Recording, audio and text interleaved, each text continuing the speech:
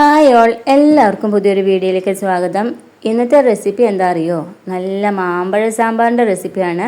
നമ്മൾ മാമ്പഴം വെച്ചിട്ട് പുളിശ്ശേരിയൊക്കെ തയ്യാറാക്കും. പക്ഷേ സാമ്പാറിൻ്റെ റെസിപ്പി ഒരു വെറൈറ്റി റെസിപ്പി കൂടെയാണ്. അപ്പോൾ ചെറിയൊരു ടൈപ്പ് മാങ്ങ കിട്ടുകയാണെന്ന് വെച്ചാൽ ഇതുപോലൊരു സാമ്പാർ ഒന്ന് തയ്യാറാക്കി നോക്കണേ. അപ്പോൾ ഇതെങ്ങനെ തയ്യാറാക്കാമെന്ന് നോക്കാം. ഇവിടെ ഇപ്പോൾ ഈ രീതിക്കുള്ള ചെറിയ മാങ്ങയാണ് കിട്ടിയിരിക്കുന്നത്. ചന്ദ്രകാരൻ മാങ്ങ അല്ലെങ്കിൽ നാട്ടുമാങ്ങ എന്നൊക്കെ അറിയപ്പെടുന്ന മാങ്ങ കിട്ടിയിട്ടുണ്ടെങ്കിൽ അതാണ് ബെസ്റ്റ്. ഇനി ഇതെല്ലാം തോലെല്ലാം കളഞ്ഞിട്ട് എടുത്തിട്ടുണ്ട്. ഇനി തോല് വേണിച്ചാൽ അങ്ങനെ വെച്ചിട്ടും ചെയ്യാം. ഇനി സാമ്പാറിന് വേണ്ടിയിട്ടുള്ള കൂട്ടൊന്ന് റോസ്റ്റ് ചെയ്തെടുക്കാം. അതിന് വേണ്ടിയിട്ട് പാനിലേക്ക് കുറച്ച് വെളിച്ചെണ്ണ ഒഴിച്ച് കൊടുക്കുന്നുണ്ട്. ഇനി ഇതിലേക്ക് 1 ടേബിൾ സ്പൂൺ മല്ലിയാണ് ചേർത്ത് കൊടുക്കുന്നത്. മല്ലിയെല്ലാം നന്നായിട്ടൊന്ന് റോസ്റ്റായിട്ട് വരണം. അതിൻ്റെ പച്ചമണമൊക്കെ ഒന്ന് മാറി കിട്ടുന്ന വരെ നന്നായിട്ടൊന്ന് വഴറ്റിയെടുക്കാം. ഇനി ഇതിലേക്ക് കുറച്ച് കടലപ്പരിപ്പ് ഉണ്ടെങ്കിൽ അത് ചേർത്ത് കൊടുക്കാം. ഇവിടെ ഇപ്പോൾ തൂരപ്പരിപ്പ് തന്നെയാണ് ചേർത്ത് കൊടുക്കുന്നത്. ഇത് 1 ടീസ്പൂൺ വീതം ഉഴുന്നും തൂരപ്പരിപ്പും ചേർത്ത് കൊടുക്കുന്നുണ്ട്. എന്നിട്ട് നന്നായിട്ടൊന്ന് വറുത്തെടുക്കണം. മല്ലിയും തൂരപ്പരിപ്പും ഉഴുന്നും ഒക്കെ നന്നായിട്ടൊന്ന് റോസ്റ്റായി വന്നിട്ടുണ്ടെച്ചാലാണ് സാമ്പാറിന് നല്ലൊരു ടേസ്റ്റ് കിട്ടുള്ളൂ. ഇനി ഇതിലേക്ക് 1/4 ടീസ്പൂൺ ഉലുവ കൂടി ചേർത്ത് കൊടുക്കുന്നുണ്ട്. വീണ്ടും നന്നായിട്ടൊന്ന് വഴറ്റിയെടുക്കാം. ഇനി ഇതിലേക്ക് എരിവിന് ആവശ്യമായിട്ടുള്ള ഉണക്കമുളക് ചേർത്ത് കൊടുക്കുന്നുണ്ട്. നിങ്ങൾക്ക് എത്ര എരിവ് വേണോ അതിനനുസരിച്ചിട്ട് ഉണക്കമുളക് ചേർത്ത് കൊടുക്കാവുന്നതാണ്. ഇവിടെ ഇപ്പോൾ ഒരു 6-7 ഉണക്കമുളകാണ് ചേർത്ത് കൊടുക്കുന്നത്. വീണ്ടും നന്നായിട്ടൊന്ന് വഴറ്റിയെടുക്കാം. ഇനി ഇതിലേക്ക് 1 മുറി നാളികേരം ചിരകിയതാണ് ചേർത്ത് കൊടുക്കുന്നത്. നാളികേരം ചേർത്ത് കൊടുത്തതിന് ശേഷം നല്ല രീതിയിലൊന്ന് വഴറ്റിയെടുക്കാം. ഇനി തേങ്ങയുടെ കളറൊന്ന് ചേഞ്ച് ആവുന്നവരെ നന്നായിട്ടൊന്ന് വഴറ്റിയെടുക്കണം. അപ്പോൾ തേങ്ങ നന്നായിട്ടൊന്ന് റോസ്റ്റായി വന്നിട്ടുണ്ടെച്ചാൽ സാമ്പാറിന് നല്ലൊരു കളറും നല്ലൊരു ടേസ്റ്റും കിട്ടും.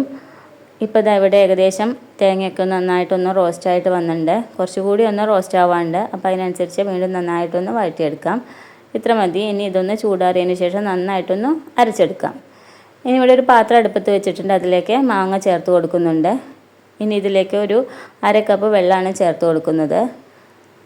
ഇനി ഇതിലേക്കൊരു 1/2 ടീസ്പൂൺ മുളക് പൊടിയും 1/2 ടീസ്പൂൺ മഞ്ഞൾപ്പൊടിയും ചേർത്ത് കൊടുത്തതിന് ശേഷം നന്നായിട്ടൊന്ന് ഇളക്കി യോജിപ്പിക്കാം.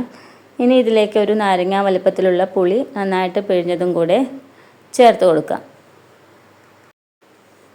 പുളിയെല്ലാം ചേർത്ത് കൊടുത്തതിന് ശേഷം ഇതൊന്ന് അടച്ച് വെച്ചിട്ട് നന്നായിട്ടൊന്ന് വേവിച്ചെടുക്കണം. അപ്പോൾ ഈ പാലക്കാടൻ അഗ്രഹാരങ്ങളിലൊക്കെ ഉണ്ടാക്കുന്ന ഒരു റെസിപ്പി കൂടെയാണത്. അപ്പോൾ ഈ ഒരു വിഷുവിന് ഈ ഒരു റെസിപ്പി തീർച്ചയായിട്ടും ഉണ്ടാക്കി നോക്കണേ. ഇനി ഇതിലേക്ക് 1 ടീസ്പൂണോളം ഉപ്പും കൂടെ ചേർത്ത് കൊടുക്കുന്നുണ്ട്. വീണ്ടും നന്നായിട്ടൊന്ന് ഇളക്കി യോജിപ്പിച്ചതിന് ശേഷം അടച്ച് വെച്ചിട്ടൊന്ന് നന്നായിട്ടൊന്ന് വേവിച്ചെടുക്കാം. ഇവിടെ ഇപ്പോൾ ദാ മാമ്പഴം നന്നായിട്ടൊന്ന് വെന്ത് വന്നിട്ടുണ്ട്. ഇനി ഇതിലേക്ക് വേവിച്ച് വെച്ച പരിപ്പാണ് ചേർത്ത് കൊടുക്കുന്നത്. അപ്പോൾ ആദ്യം പരിപ്പൊന്ന് വേവിച്ച് മാറ്റി വയ്ക്കണം. ഇനി പരിപ്പും കൂടി ചേർത്ത് കൊടുത്തതിന് ശേഷം വീണ്ടും നന്നായിട്ടൊന്ന് ഇളക്കി കൊടുക്കാം. ഇനി അടച്ച് വെച്ചിട്ട് വീണ്ടും കുറച്ച് നേരം 1 മിനിറ്റ് മതിയാവും ഒന്ന് അടച്ച് വെച്ച് വേവിക്കണം. അതിന് മുന്നേ ഒരു ചെറിയ പീസ് കായാണ് ചേർത്ത് കൊടുക്കുന്നത്. ഇനി ഹോൾ കായ ഇല്ലെങ്കിൽ കായത്തിൻ്റെ പൊടി ചേർത്ത് കൊടുത്താലും മതി. ഇനി ഇത് അടച്ച് വെച്ചിട്ടൊന്ന് വേവിച്ചിട്ടുണ്ട്. ഇനി ഇതിലേക്ക് നേരത്തെ അരച്ച് വെച്ച തേങ്ങാ പേസ്റ്റ് കൂടെ ചേർത്ത് കൊടുത്തതിന് ശേഷം കറിക്ക് ആവശ്യമായിട്ടുള്ള വെള്ളം ഒഴിച്ച് കൊടുത്തിട്ട് വീണ്ടും നന്നായിട്ടൊന്ന് ഇളക്കി യോജിപ്പിച്ചിട്ട് 1-2 മിനിറ്റ് തിളച്ചതിന് ശേഷം താളിച്ചെടുക്കുക കൂടെ ചെയ്ത കറി ഇവിടെ റെഡിയായി.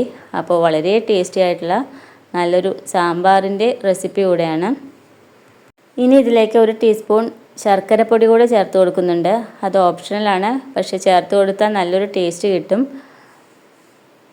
അപ്പോൾ ഇതവിടെ സാമ്പാർ നല്ല രീതിയിൽ തിളച്ച് വരുന്നുണ്ട്. ഇപ്പോൾ നമ്മുടെ കറി ഇവിടെ റെഡി ആയിട്ടുണ്ട്. ഇനി ഇതൊന്ന് താളിച്ചിടണം.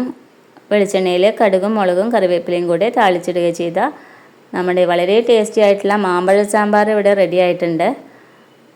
അപ്പോൾ ഒരു വെറൈറ്റി സാമ്പാറിൻ്റെ റെസിപ്പിയാണ്. ട്രൈ ചെയ്തിട്ടില്ലെങ്കിൽ എല്ലാവരും ഒന്ന് ട്രൈ ചെയ്ത് നോക്കണേ.